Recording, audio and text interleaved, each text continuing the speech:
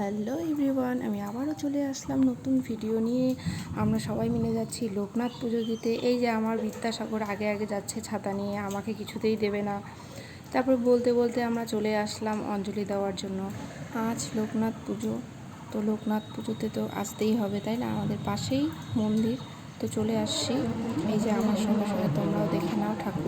ঠাকুরের জন্য লাড্ডু, সন্দেশ এই সমস্ত কিছু নেওয়া হয়েছে, তো মা ওই দিকটাতে দিচ্ছিল। তারপর সবাই এখানে অঞ্জলি দেওয়ার জন্য বসে পড়েছি। এখানে আরতি হচ্ছে ঠাকুরের।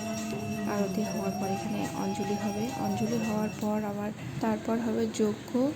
যজ্ঞর ওখানেও সবাই চলে যাব। যজ্ঞের ওখানেও অনেক ধরনের নিয়ম আছে, সেইগুলো করব।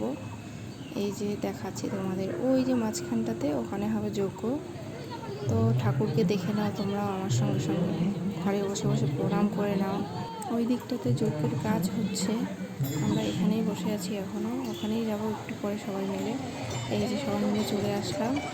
যজ্ঞ হবে এখানে। যজ্ঞ হওয়ার পরে ঠাকুরের টিপ নিতে হবে, তারপর প্রসাদ খাবো। প্রসাদ খেয়ে চলে যাব বাড়িতে।